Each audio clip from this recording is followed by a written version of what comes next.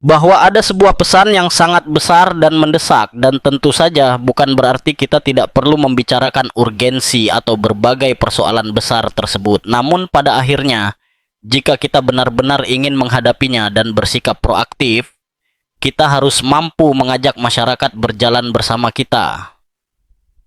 Orang-orang perlu merasakan bahwa masih ada harapan, bahwa masih ada peluang untuk memperbaiki keadaan. Kata-kata itu disampaikan dengan nada tenang, hampir pelan, tetapi dampaknya menghantam Inggris seperti petir di siang bolong. Pernyataan terbaru Pangeran William tentang Meghan tidak dibungkus oleh tata krama kerajaan atau disamarkan dengan kesopanan istana. Pernyataan itu lugas, tegas, dan jauh lebih keras dari yang pernah dibayangkan siapapun akan keluar dari dirinya. Para orang dalam mengatakan ini bukanlah luapan amarah, melainkan keteguhan yang terbentuk dari bertahun-tahun ketegangan dan keheningan. Lalu apa yang mendorong calon raja masa depan itu melanggar tradisi dengan cara yang begitu blak-blakan? Dan mengapa momen ini menandai retakan yang jauh lebih dalam, yang mungkin tak akan pernah bisa diperbaiki lagi dalam keluarga kerajaan? Inilah kisah di balik momen yang mengubah segalanya. Koridor istana terasa sunyi dan mencekam pada dini hari itu di London. Jauh sebelum matahari terbit, istana Buckingham tidak lagi terasa seperti tempat kerja, melainkan seperti ruang tertutup yang menahan napas. Seorang ajudan senior kemudian mengenang bahwa bahkan dengungan telepon yang biasanya tak pernah berhenti pun lenyap. Kantor pers yang biasanya sibuk sebelum fajar tampak membeku. Lalu, dari balik pintu tertutup, Pangeran William memberikan instruksi singkat yang akan mengubah arah monarki. Rilis sekarang.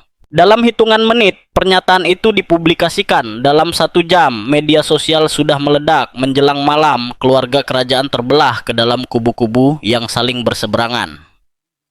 Namun, apa yang awalnya terlihat publik sebagai teguran tajam terhadap Meghan Markle sejatinya adalah sesuatu yang jauh lebih besar. Ini bukan hanya tentang satu individu, melainkan soal kekuasaan, kendali, dan kelangsungan masa depan mahkota. Selama bertahun-tahun, William menyaksikan kisah kerajaan perlahan keluar dari kendali istana. Setiap kontroversi terasa semakin nyaring, menenggelamkan institusi itu sendiri. Kunjungan amal tertutup oleh skandal. Penampilan keluarga berubah menjadi jebakan tajuk berita. Pesan-pesan kerajaan yang dirancang dengan hati-hati berulang kali tenggelam oleh wawancara, podcast, dan narasi tandingan. Di dalam istana, kekhawatiran pun meningkat. Monarki tidak lagi mengatur arah cerita, melainkan hanya bereaksi terhadapnya. Menurut beberapa sumber istana, titik balik terjadi beberapa hari sebelumnya, ketika sebuah laporan internal rahasia dari tim keamanan kerajaan diserahkan. Dokumen tersebut kabarnya memuat pelanggaran protokol berulang, kebocoran informasi sensitif ke media luar, serta pembentukan narasi yang secara sengaja melemahkan otoritas istana. Meski tak pernah diumumkan ke publik, beban laporan itu jatuh tepat di meja William. Pada waktu yang hampir bersamaan, berlangsung sebuah pertemuan tegang yang melibatkan Raja Charles, Pangeran William, dan Catherine. Pertemuan tertutup di sebuah kediaman kerajaan itu digambarkan emosional namun tetap terkendali. Beberapa orang dalam menyebut sang raja mengingatkan agar berhati-hati, memperingatkan dampak permanen terhadap keluarga. Namun jawaban William sangat tegas. Kita tidak bisa membiarkan perasaan menghancurkan takhta. Kata-kata itu mengejutkan semua yang hadir, terlebih karena datang dari saudara yang dulu melindungi Harry setelah wafatnya Diana. Banyak yang luput memperhatikan ketepatan waktu langkah William. Pernyataan itu dirilis sesaat sebelum fajar waktu Inggris, ketika audiens Amerika masih tertidur dan ruang redaksi Inggris belum sepenuhnya aktif. Jendela waktu itu memberi istana sekitar 6 jam untuk membentuk narasi sebelum muncul respons balasan. Ini bukan tindakan spontan, melainkan strategi yang matang. Seorang ajudan yang melihat William malam sebelumnya menggambarkannya sebagai sosok yang tenang, hingga terasa menggetarkan. Tidak ada amarah yang tampak, tidak ada frustrasi, hanya sebuah keputusan final, seolah semuanya telah dipikirkan, diratapi, ditimbang, dan diterima. Keputusan kerajaan seringkali lambat dan penuh kehati-hatian, tetapi ketika diambil dengan tegas, gaungnya bisa bertahan lintas generasi. Namun harga pribadi yang harus dibayar sangatlah besar. Bagi Harry, dampaknya menghancurkan. Beberapa orang dekatnya mengatakan ia benar-benar tidak menyangka. Yang lain mengklaim ia sudah merasakan sesuatu akan terjadi, tetapi percaya William akan melunakkan bahasanya. Itu tidak terjadi. Kata-kata yang digunakan tegas, terkendali, dan mutlak tanpa menyisakan jalan kembali yang terlihat. Di balik kejelasan yang dingin itu, tersembunyi sebuah janji yang telah lama William buat pada dirinya sendiri. Melindungi mahkota, meskipun itu berarti menghancurkan ikatan terakhir dengan saudaranya sendiri. Kini beredar berbagai laporan tentang sebuah rekaman audio pribadi yang melibatkan Meghan dan seorang pejabat senior istana, disertai pesan-pesan bocor yang mengisyaratkan adanya tekanan terencana di balik layar. Entah satu bukti atau rangkaian kejadian yang mendorong William melangkah maju. Orang-orang di dalam istana sepakat bahwa bukan kebencian yang menggerakkannya, melainkan kelelahan yang mendalam. Sekarang, menurut Anda apa yang terjadi ketika kesetiaan pada keluarga berbenturan langsung dengan kewajiban terhadap mahkota? Mungkinkah istana benar-benar pulih? Teruslah menyimak. Berkas yang seharusnya tak pernah dibuka. Pernyataan itu sudah mengguncang istana. Namun, di balik dinding kerajaan, perhitungan sesungguhnya baru saja dimulai. Saat para ajudan sibuk meredam dampak publik, perhatian perlahan beralih ke sesuatu yang jauh lebih berbahaya. Sebuah berkas lama yang terkubur dalam arsip internal istana Buckingham. Hanya sedikit yang tahu keberadaannya, dan lebih sedikit lagi yang memahami bobotnya. Di kalangan orang dalam, berkas itu hanya disebut sebagai catatan internal. Itu adalah sebuah dokumen rahasia yang disusun selama masa Meghan Markle berada dalam sistem kerajaan, lalu disegel bertahun-tahun sebelumnya atas perintah langsung Ratu Elizabeth II. Monarki mencatat segalanya, email disimpan, percakapan dirangkum, pengamatan staf diberi tanggal dan diarsipkan. Kendali bergantung pada ingatan, namun berkas ini berbeda. Ini bukan catatan rutin, bukan pula bahan strategi pers atau referensi sejarah. Berkas itu disusun secara senyap, penuh kehati-hatian, lalu dikunci, hingga Pangeran William memerintahkan untuk membukanya kembali. Menurut sumber istana, keputusan itu diambil larut malam di Clarence House, hanya beberapa hari sebelum pernyataan publik dirilis. Ruang pertemuan redup, suasana terkendali. William duduk berhadapan dengan sekretaris pribadi senior, tenang namun tak tergoyahkan. Saat ia meminta berkas itu, muncul keraguan. Sang ajudan mengingatkan bahwa dokumen tersebut belum pernah dibuka sejak sebelum 2020, disegel pada tahun-tahun terakhir pemerintahan Ratu Elizabeth. Jawaban William singkat dan tegas, buka segelnya. Menjelang pagi, berkas tebal berlapis kulit merah dengan label confidential level 5 diletakkan di mejanya. Isi halaman-halamannya mengubah segalanya. Pada pandangan pertama, catatannya tampak sepele. Laporan ajudan tentang tekanan halus selama kunjungan resmi. Kasus-kasus ketika jalur komunikasi resmi dilewati, permintaan langsung kepada staf untuk mendorong pernyataan yang belum disetujui. Secara terpisah, semuanya terlihat bisa ditangani. Namun semakin jauh William membaca, polanya tak lagi bisa diabaikan. Ada dokumentasi kontak langsung dengan jurnalis, lengkap dengan tanggal, waktu, dan media. Diskusi pribadi keluarga kerajaan muncul di majalah Amerika. Hanya beberapa hari kemudian dikutip dengan ketepatan yang mengganggu.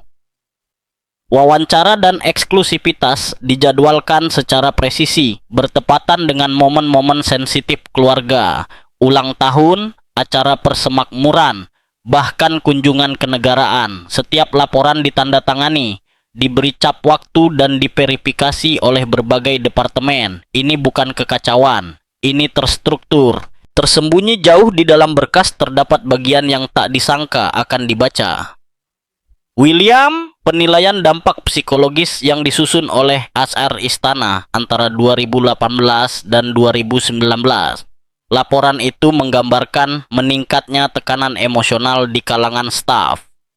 Kesaksian anonim menyebutkan intimidasi, kebingungan, dan rasa ketidakstabilan. Seorang staf menulis bahwa mereka dibuat meragukan ingatan mereka sendiri tentang suatu kejadian. Yang lain mengaku dianggap terlalu Inggris untuk memahami situasi. Beberapa menggambarkan kontras tajam antara emosi di depan publik dan perilaku di balik pintu tertutup, air mata di depan kamera, ketidakstabilan secara pribadi.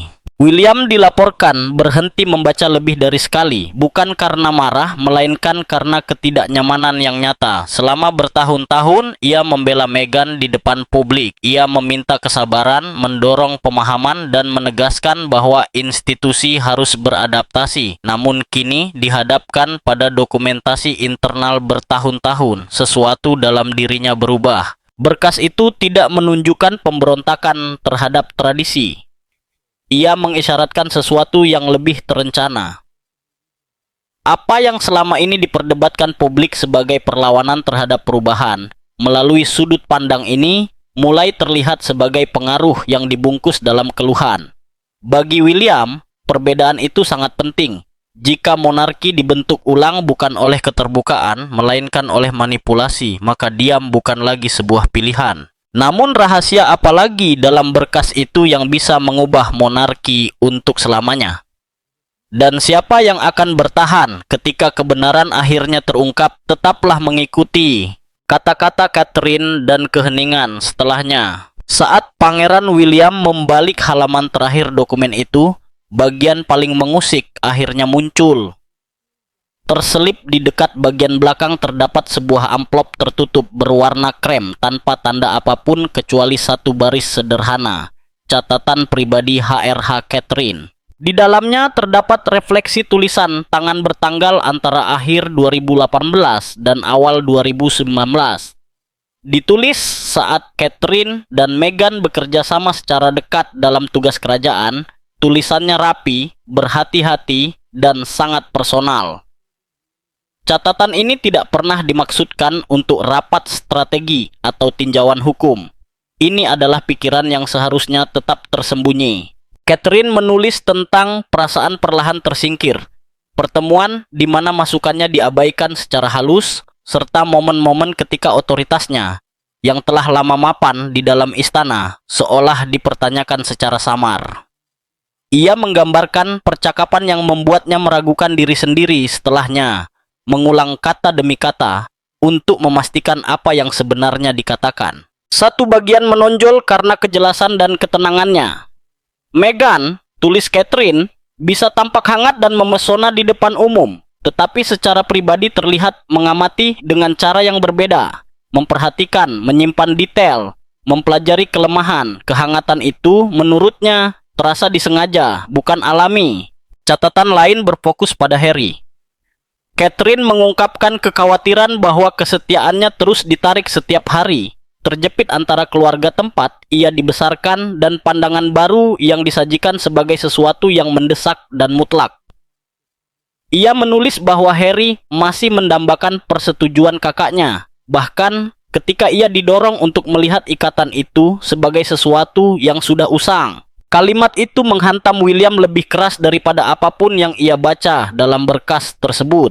Itu bukan sebuah tuduhan, melainkan kekhawatiran. William menutup map itu dan terdiam selama beberapa menit. Seorang ajudan kemudian mengenang bahwa suasana ruangan terasa berat, seolah waktu berhenti bergerak. Akhirnya, William berbicara dengan suara pelan dan memberi instruksi agar isi dokumen tersebut tetap sepenuhnya internal. Tidak boleh ada salinan, tidak ada pengarahan, setidaknya untuk saat ini. Berkas itu harus kembali terkunci. Namun rahasia di dalam istana jarang sekali bisa bertahan lama. Menjelang awal Juni, bisik-bisik mulai beredar di kalangan staf senior. Pada pertengahan Juni, para jurnalis mulai melakukan penyelidikan diam-diam, menanyakan keberadaan sebuah catatan internal kerajaan yang diduga tersembunyi. Tak lama kemudian, judul-judul berita muncul di London dan luar negeri. mengisyaratkan adanya sebuah berkas rahasia yang berpotensi mengubah seluruh narasi tentang Meghan. Tim hukum bergerak cepat. Perwakilan Meghan mengeluarkan peringatan tegas bahwa korespondensi pribadi jika dibocorkan akan dianggap sebagai pelanggaran serius terhadap privasi. Namun yang membuat banyak pengamat gelisah justru sikap William. Ia tidak membenarkan keberadaan berkas itu. Ia juga tidak membantahnya. Keheningan itu sendiri menjadi sangat kuat. Bagi kubu Meghan, sikap tersebut terasa mengganggu karena meninggalkan semuanya menggantung tanpa kepastian. Jika suatu hari isi dokumen itu dipublikasikan, citra publik yang telah dibangun dengan sangat hati-hati selama bertahun-tahun bisa runtuh hanya dalam hitungan hari. Di dalam istana, saling tuding soal asal kebocoran mulai terjadi. Ada yang meyakini informasi itu berasal dari lingkaran Meghan, sengaja dibocorkan untuk memaksa William bertindak. Yang lain mencurigai orang dalam istana sendiri yang ingin merebut kembali kendali atas narasi. Namun, mereka yang paling dekat dengan William khawatir pada kemungkinan ketiga. Seorang orang dalam yang kecewa, lelah, dengan bertahun-tahun bungkam dan akhirnya memutuskan untuk membuka kebenaran dari semua sisi. Menjelang akhir Juni, tekanan terhadap William semakin besar. Ia kini memegang pengetahuan yang bisa merusak reputasi istri adiknya secara permanen dan mungkin juga menghancurkan Harry sendiri. Di saat yang sama, ia memikul tanggung jawab untuk melindungi masa depan monarki.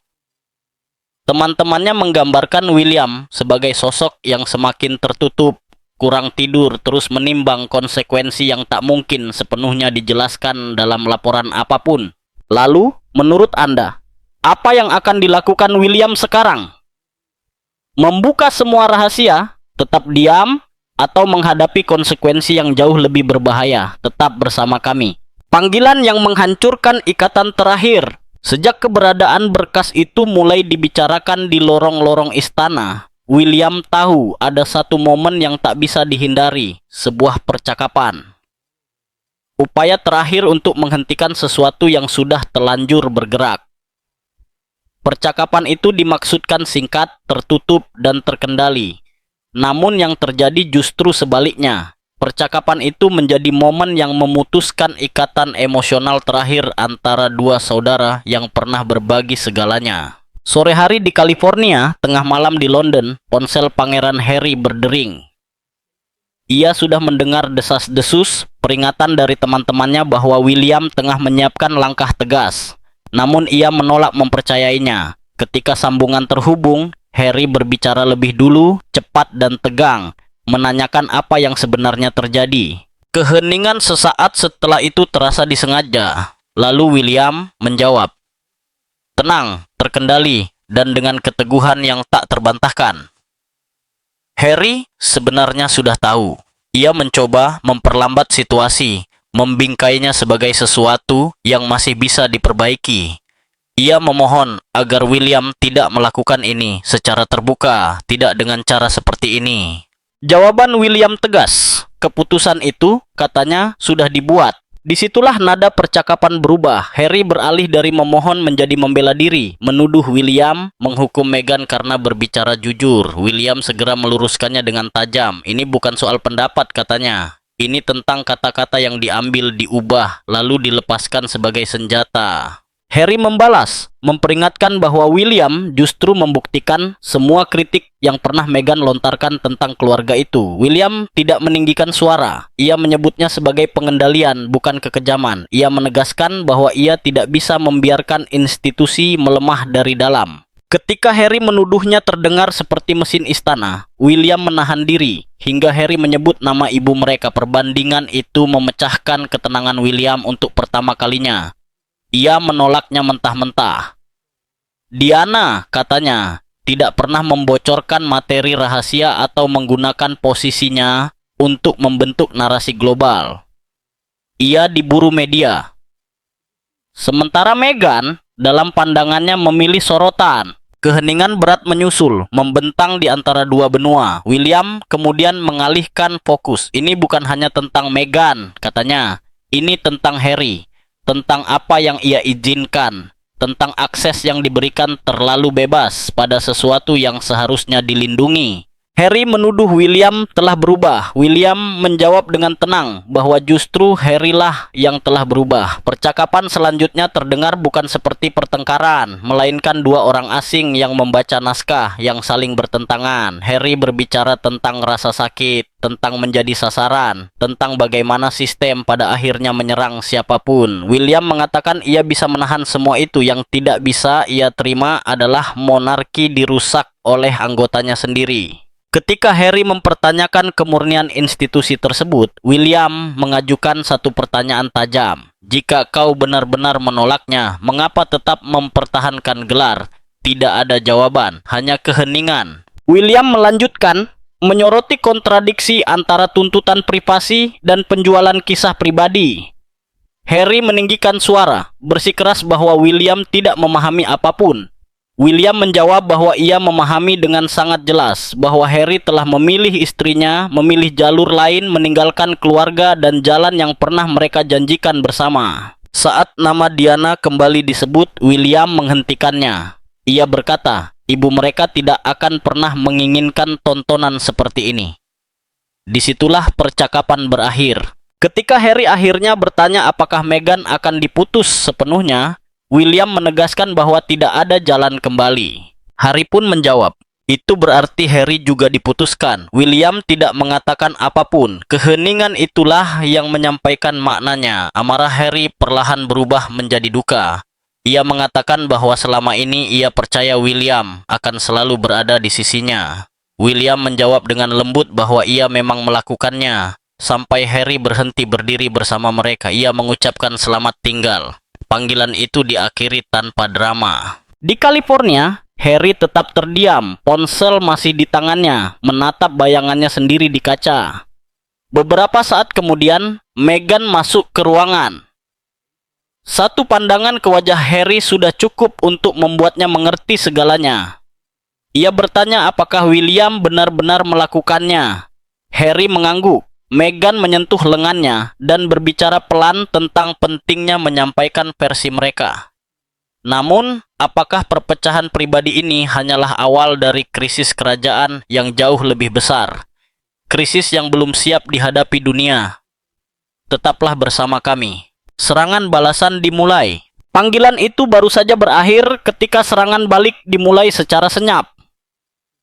Dalam waktu 24 jam. Detail-detail percakapan antara dua saudara itu yang telah disusun dengan sangat hati-hati sampai ke tangan jurnalis terpilih di London dan New York. Bahasanya presisi. Pangeran William digambarkan sebagai sosok yang dingin, terkendali, bahkan kejam. Suaranya, menurut sumber-sumber tersebut, membuat Harry hancur. Gambaran yang dibangun jelas, seorang calon raja yang memilih kewajiban di atas darah, tradisi di atas empati. Yang membuat cerita ini semakin kuat justru adalah apa yang tidak dilakukan istana. Tidak ada bantahan, tidak ada klarifikasi, tidak ada pernyataan pelunakan dari istana Buckingham maupun istana Kensington. William memahami satu hal yang telah dipelajari istana selama berabad-abad. Keheningan, jika digunakan dengan tepat, dapat menguasai siklus berita. Saat tajuk utama menyebar, publik secara perlahan dipaksa memilih pihak. Apakah ini pewaris takhta yang melindungi institusi kuno di bawah tekanan, atau seorang kakak yang secara emosional menjauh dari keluarganya sendiri? Ketegangan itulah yang membuat fase berikutnya menjadi sangat berbahaya. Kurang dari sehari kemudian, keheningan Meghan pecah, bukan secara terbuka, melainkan strategis. Di rumahnya di Montecito, California, cahaya pagi membanjiri lantai marmer putih saat ia membaca ulang pernyataan istana berkali-kali.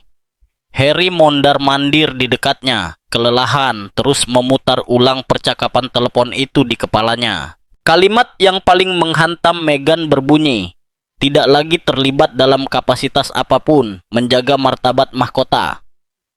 Pengabaian berulang terhadap batas institusional. Baginya, kata-kata itu terdengar seperti vonis, bukan perbedaan pendapat.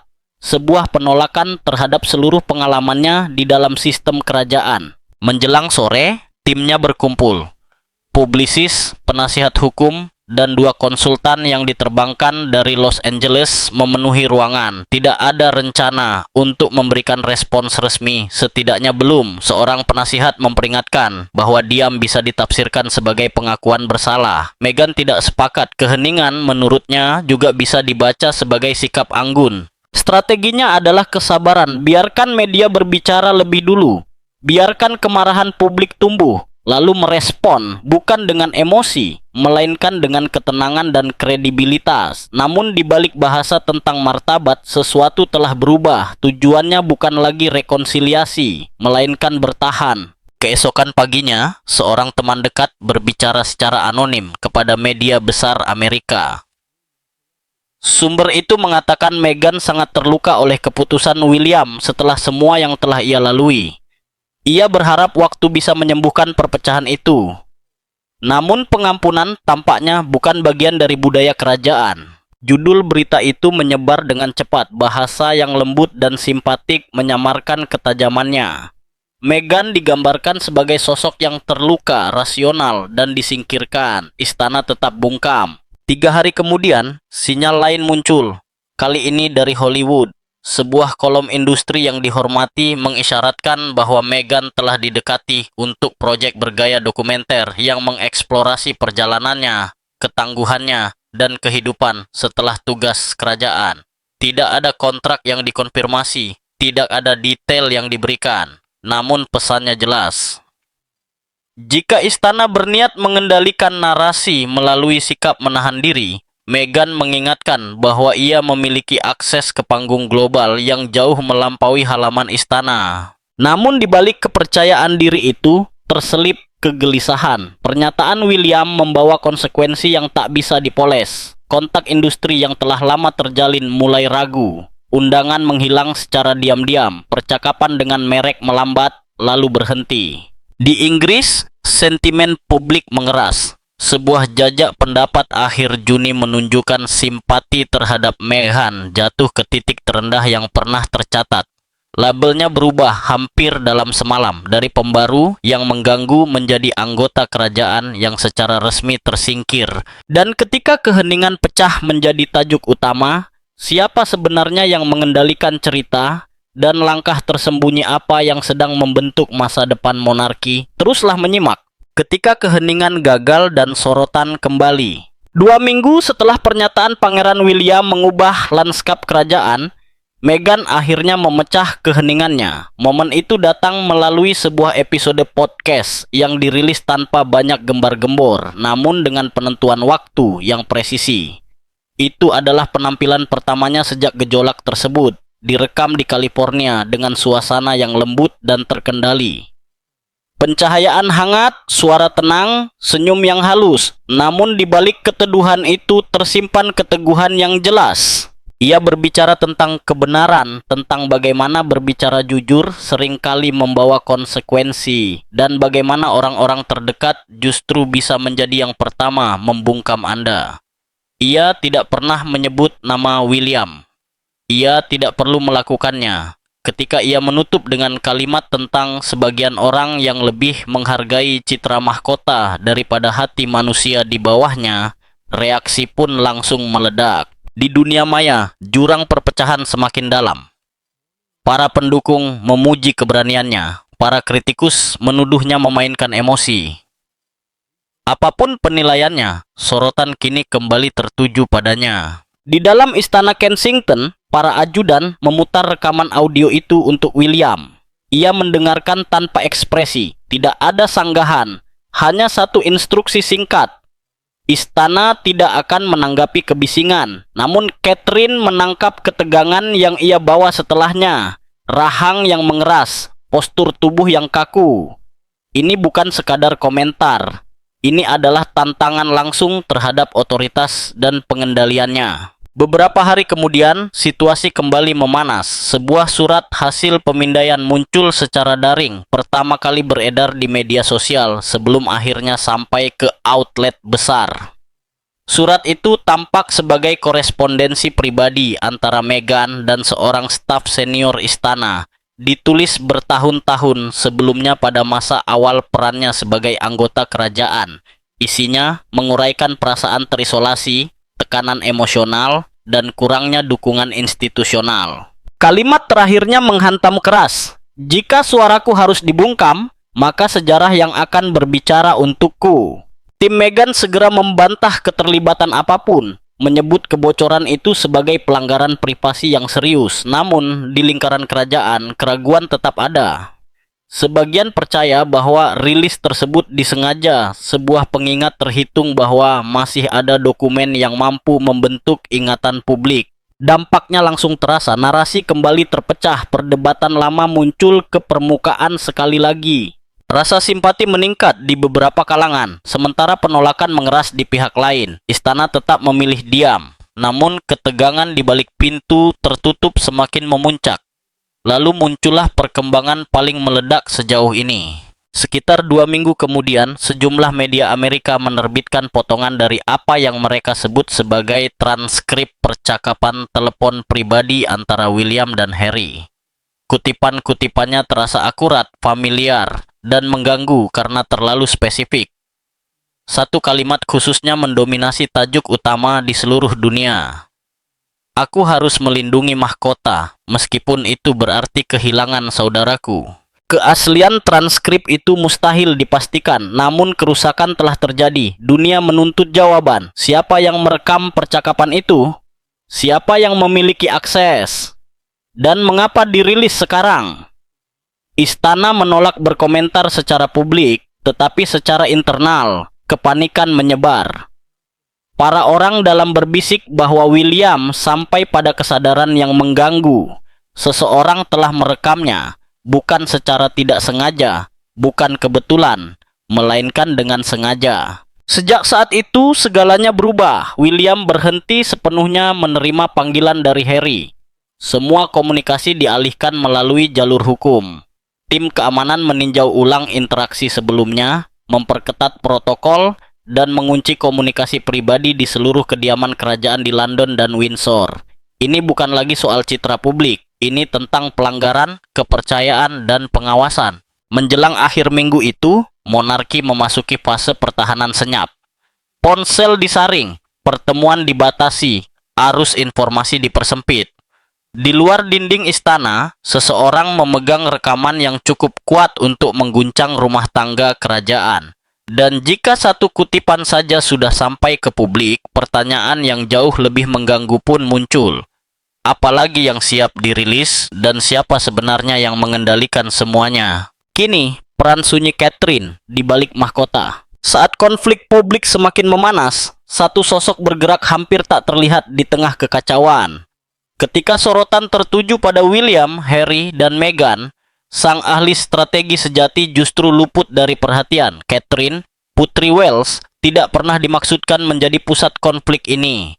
Namun, di dalam istana, ia justru menjadi penopang utamanya. Di mata dunia, ia adalah sosok kerajaan yang tenang, menghadiri kunjungan rumah sakit dan kegiatan amal di London dan Windsor. Namun secara pribadi, ia adalah jangkar William, penyaringnya, dan pada momen-momen krusial, penuntun diamnya.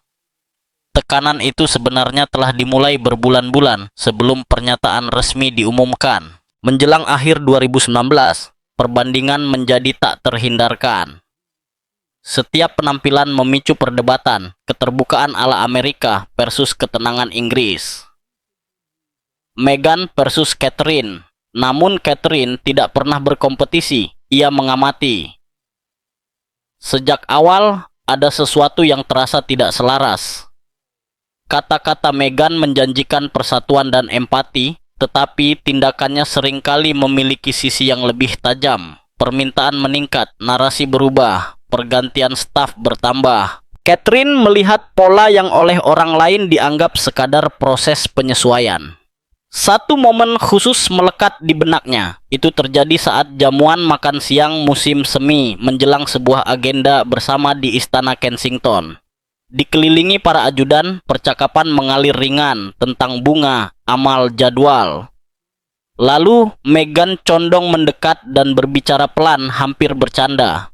Ia mengatakan bahwa kasih sayang publik bersifat sementara, bahwa kekaguman bisa dengan mudah berubah menjadi ketakutan. Catherine sempat membeku sesaat lalu tersenyum ketika kamera lewat, tenang di luar, gelisah di dalam. Malam itu, ia mengulangi ucapan tersebut kepada William.